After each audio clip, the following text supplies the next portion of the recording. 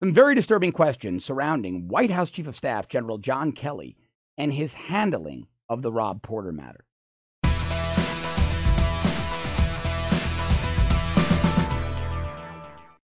There are a lot of questions, most of them troubling, about the way General John Kelly, White House Chief of Staff, has handled the Rob Porter domestic violence situation.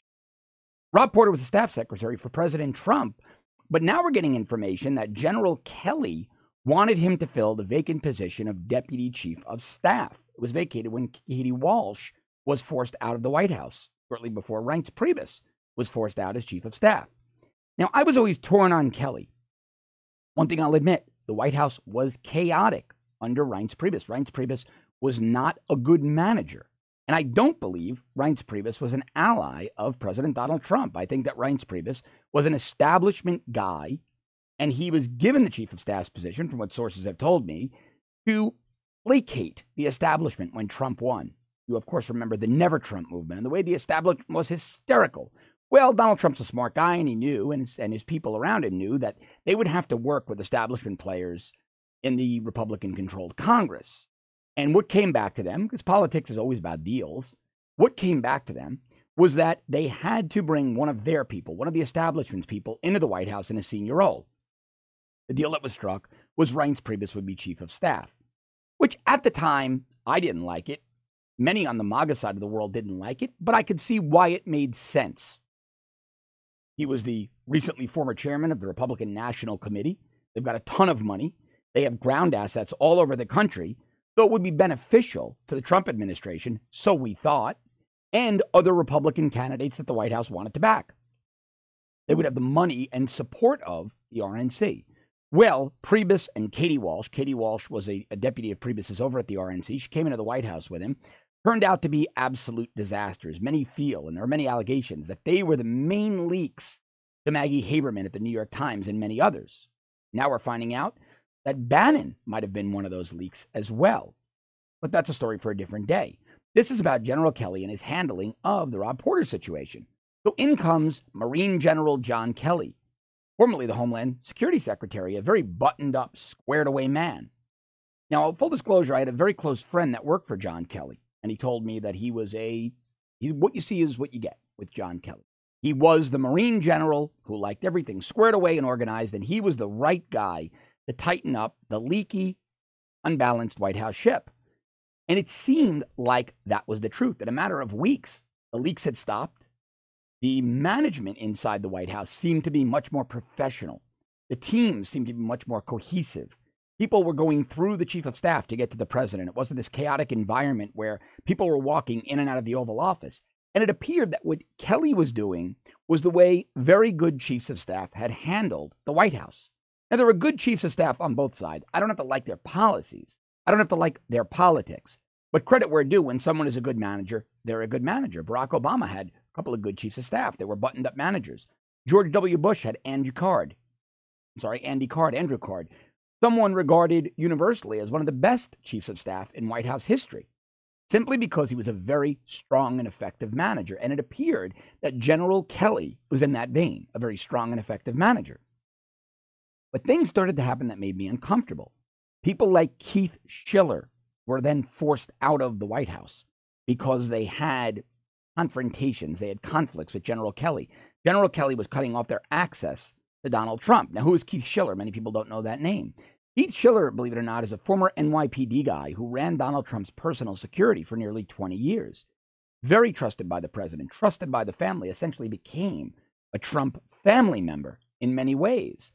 A confidant, a personal friend of the president of the United States, somebody that he could go to get grounded, somebody who reminded him of his old life, but somebody who was highly professional and very good at his job. And he was a very nice bridge for the president in the White House.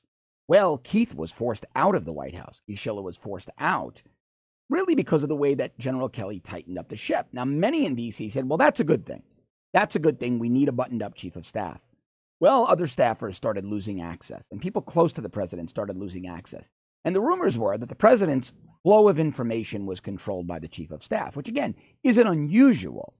It's not unusual as long as the president is getting unfiltered information. Now, the president shouldn't get nonsense. If some random lobbyist on a labor issue comes and it's not something on the president's agenda, then we want the chief of staff to push that off to the appropriate staffer in the White House. The president is a busy guy.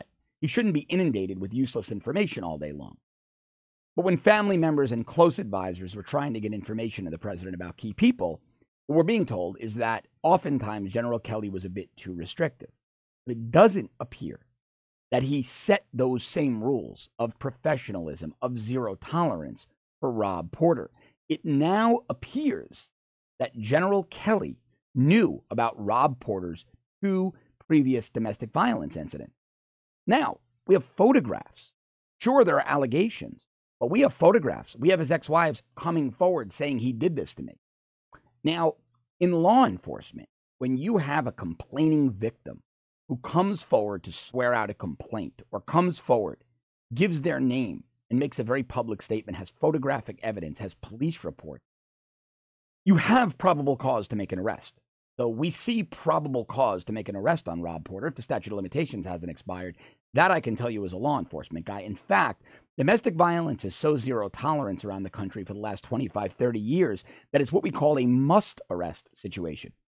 In other words, if as a police officer, I responded to the Porter home hypothetically when one of these incidents happened, and I saw his wife's black eye, and she said he hit me, but I don't want to press charges, as the police, we have to say to the wife, sorry, ma'am, we have to arrest him. State law now in all 50 states demands that domestic violence is a must arrest. You must remove the abuser from the home. They must be arrested. They must go through the system, and a judge decides whether or not they're even allowed to contact their spouse, their significant other. Typically, an order of protection is put into place, a temporary order of protection pending a hearing. So as a law enforcement officer, I can look at all the evidence presented by Porter's ex-wives and tell you there is probable cause. There was more than enough evidence for a police officer, federal agent, to have made an arrest. It would have been a police officer, state offense, for a police officer, law enforcement officer, to have made that arrest. But it appears that General Kelly had all that evidence, didn't care. He liked Rob Porter. He saw him as the successor to the Deputy Chief of Staff's office and was pushing for his promotion. And some very serious questions linger about that. Why did General Kelly do that? Well, I'm going to tell you what I think, but I'm going to tell you on my new longer show, Off the Cuff, Declassified. You're going to love it. Tune in. If you like this content, please subscribe to our premium service at www.therebel.media/shows.